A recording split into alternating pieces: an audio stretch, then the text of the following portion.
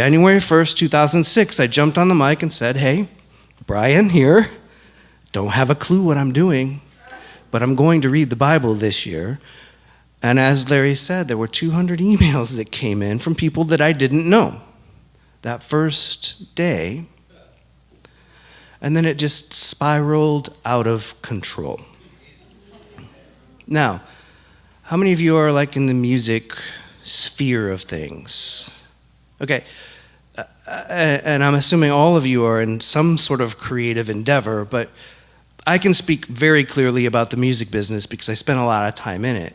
It is an all-consuming proposition.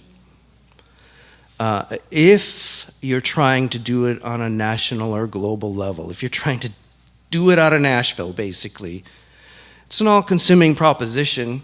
It's kind of all or nothing. There are a lot of all or nothing people here waiting tables and building houses, trying to find their way to make that happen. I was all in. And all of a sudden, I'm responsible for this daily program. And I started doing the calculations for how much time I was spending producing this program and realized this is going to pull 6 weeks out of this year. Where am I going to find 6 weeks to do this? But I figured it was just a year commitment, you know? It was a year commitment. I'll finish and I'll rebroadcast it and I'll move on with my life. But I started noticing community start to develop around this rhythm of the Bible every day. And so, you know, we always were playing catch up. We're trying to figure out how to get forums. Daily Audio Bible is almost as old as Facebook. So Facebook wasn't killing it at the time. Social media wasn't the thing that it was. And so we're just always playing catch up. But I'm watching people confess things to each other that they would get crucified for if they confessed it in their church. And I'm getting emails of people who are not going to kill themselves anymore. And I'm getting emails of marriages where a husband and wife have thought the same thing I thought. Before we call it quits, we should read the Bible. And it was transforming their lives. So I have this kind of dichotomy. I'm trying to get rid of this thing so I can get back to my life. But this thing is so life-giving that I don't know what to do with it. So in 2008, I decided to retire from the music industry. I realized I'm losing my edge. I can't keep up with both, and my heart is being transformed. So I had done what I wanted to do, and then realized God wanted me to do something else.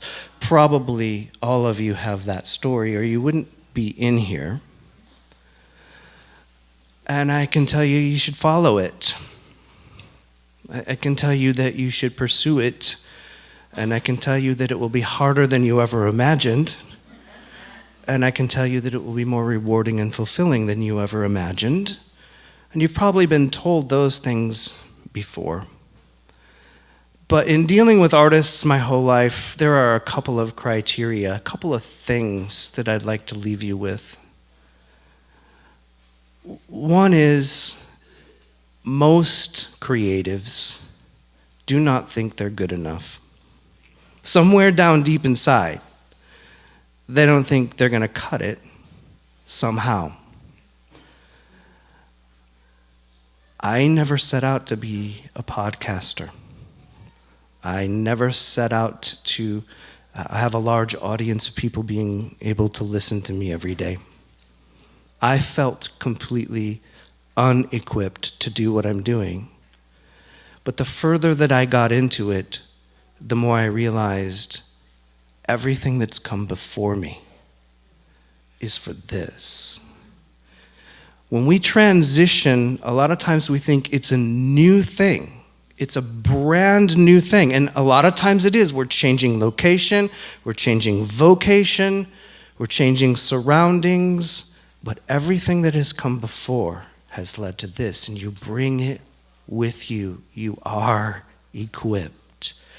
My life story, being able to produce a quality podcast every day, is because I was an audio engineer for 20 years. I didn't know I was making records so that I could podcast.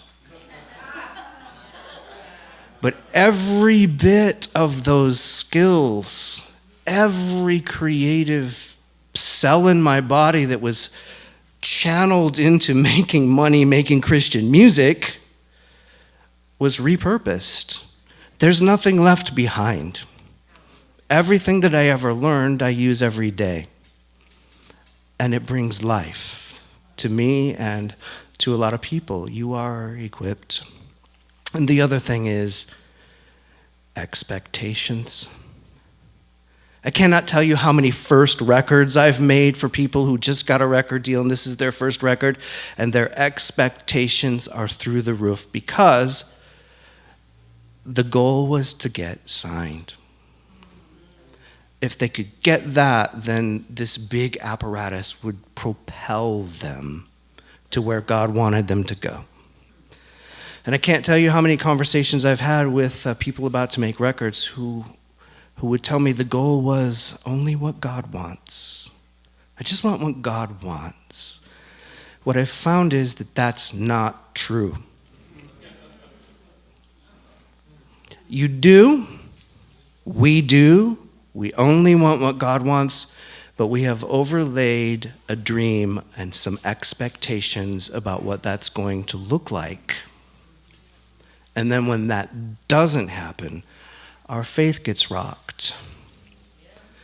Even though we said we only want what God wants, our faith gets rocked when our expectations are not met.